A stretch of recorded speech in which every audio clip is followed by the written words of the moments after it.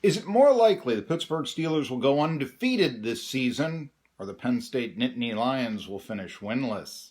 Hi everybody, I'm Marky Bilson, and it's a funny thing. Despite the fact the Steelers are 9-0 this season, there has not been that much talk around Pittsburgh about the Steelers going 16-0 or running the table and going 19-0 and winning the Super Bowl. And there might be some reasons for that. First of all, I think Pittsburgh fans tend to be pessimistic by nature, but nevertheless, you're talking about a situation where there have been 19 teams in NFL history that have started the season 9-0 since the 1972 Miami Dolphins finished with the only perfect season in NFL history, winning all 14 regular season games. NFL didn't switch to 16 regular season games until 1978. And winning all 3 games in the playoffs, including beating the Steelers, in large part thanks to a fake punt in the AFC title game, and then defeating the Washington Redskins with Shenley High School's Larry Brown, 14-7 in Super Bowl VII to run the table, 17-0, and so on. So when you've got that kind of history, it's still a wait and see. It hasn't happened in 2 generations, okay? That's one reason I think that maybe there's not just that much talk about 16-0, and for that matter, 19-0. Another reason, gotta say this, Mike Tomlin. Now, Mike Tomlin right now, it seems like his relationship with the media is similar to what Jim Leland's once was with the Pittsburgh Pirates. And that is that just overwhelming praise. But I don't think that the track record necessarily merits that overwhelming praise. Here's the situation, and I think this is one of the reasons why Steelers fans are skeptical that the team could go 16-0 or 19-0. Last 2 seasons under Mike Tomlin, Steelers have collapsed. 2018, the Steelers were 7-2-1, all looked to be good, then they dropped 4 out of 5 games, finished out of the playoffs. Last season, they were 8-5. Lost their last 3 games, out of the playoffs. So there's a little bit of show me. And I've often wondered why Pennsylvania wasn't the show me state, how that became Missouri, But nevertheless, there's a little bit of I will believe it when I see it regarding such a perfect season for the Steelers considering the last 2 years. Also, 4 times in Mike Tomlin's head coaching career, a team with a worse record than the Steelers had beat him in the playoffs. So even if the Steelers would finish 16-0, there's a little bit of, there's, another big prize to be had here. Also, 3 times the Steelers have lost at home in the playoffs under Mike Tomlin. Now, I know that Bill Cowher was worse in losing home playoff games, but still. You will excuse us then if we think talk of an undefeated season is still premature in Pittsburgh. The Steelers do rank high statistically, defensively, but surprisingly, they rank in the second half of the NFL offensively. And you know what? If the Steelers were 15-0, the final game is at Cleveland, and you got the feeling that that would be a time for the Steelers to play second stringers, while the Browns would be playing perhaps for a victory for a playoff berth or even playoff seeding. They'd have more to play for. Now, it's not impossible for the Steelers to win such a game. Back in 2004, the Tommy Maddox-led Steelers, it was Ben Roethlisberger's rookie season, defeated the Buffalo Bills, who were fighting for a playoff berth 29-24. And a lot of people think Mike Mularkey's Bills that year were the best team not to make the playoffs in, say, the NFL's 21st century history. Interesting. But a week ago, bookmakers had the Steelers 10-1 to finish undefeated. They were at 5-1 to win the Super Bowl. Also very interesting. Now, another thing is that, let's change over to Penn State here.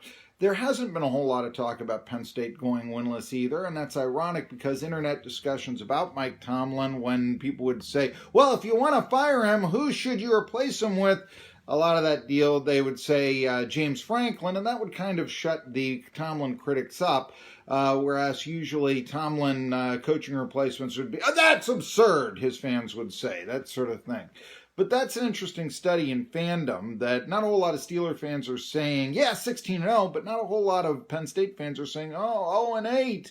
And I think the reason why is because Penn State fans tend to be the most optimistic in Pennsylvania. They don't get a whole lot of criticism from their media. I mean, you've got people, a lot of conspiracy theories around them when they fail. Richard Nixon cost us the national championship 50 years ago. You know, a lot of not realistic Penn State fans out there.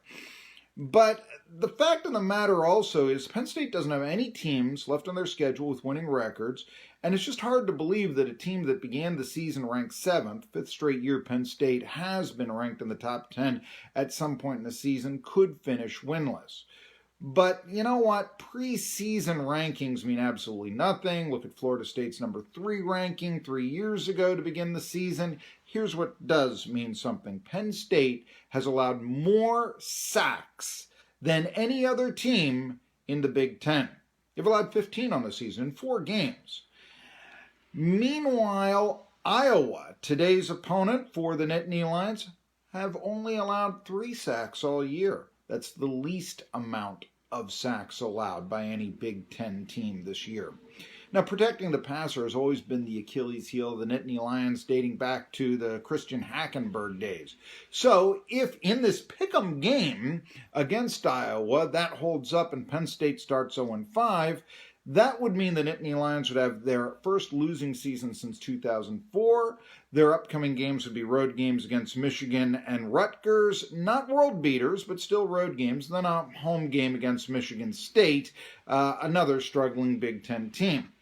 Now, Franklin would really appear to be on the hot seat if the Nittany Lions lost to Michigan, considering the hot seat that Jim Harbaugh is on. But perhaps the game to really focus on for Penn State future is Rutgers. It's well known Saquon Barkley was set to play for the Scarlet Knights before Franklin stepped in and lured Barkley to State College. It probably wouldn't have happened if Greg Schiano, the current coach at Rutgers, was the coach back then. So Penn State's New Jersey pipeline seems to be somewhat clogged. But what about Penn State's Pennsylvania pipeline? Look, I'm not big on recruiting rankings, but if you take a look at the rivals' rankings, only one of the top 19 rated high school football players in the Commonwealth has made a verbal commitment to Penn State. That's the same amount as have made verbal commitments to Temple. Now, Pitt has 3 of those players, a lot of guys going to other Big Ten schools, a lot of guys going to SEC schools, that sort of thing. But it just shows you that Penn State is perhaps not getting it done. I mean, you don't know until 4 years from now. But there has been a lot of criticism about the players that Penn State is bringing in not being worthy of, say, college football elite status. Right now, the Penn State Nittany Lions rank 38th for the upcoming season, upcoming year, 2021 for the recruiting class. Pitt is ahead of that. Rutgers is ahead of that. 8 Big Ten teams are rated higher than Penn State currently. A lot could change, and again, who knows what the recruiting rankings really are until 4 years from now. But it should be mentioned, Jim Harbaugh on the hot seat, he's 30 spots ahead of Penn State in the recruiting rankings. You know, Phil Fulmer a dozen years ago when he was fired by Tennessee, yeah, he did have a losing record that year, but he had a whole lot more winning records before that. But the thing that really got him, his recruiting class at the time was only ranked 35th by rivals. Now, James Franklin tends to rub people the wrong way, be it why media is asking certain questions in press conferences, be it confronting fans in the stands, be it challenging calls up by 45 points late in the driving rain against Pitt, and any number of incidents dating back to his days in Vanderbilt. Of course, you've got now the situation where he's telling players allegedly that not to talk to police, and I know Penn State is denying that, but how convenient that they're denying it, right? Lots of scandal still around so-called Happy Valley. So an 0-8 record, perhaps more likely than advertised. And yes, even with a weak schedule, hey, you're talking about losing 4 games rather than winning 7 or 10 as the case may be. Yeah, it's a lot more likely that Penn State could go 0-8 this season than the Steelers could go 19-0.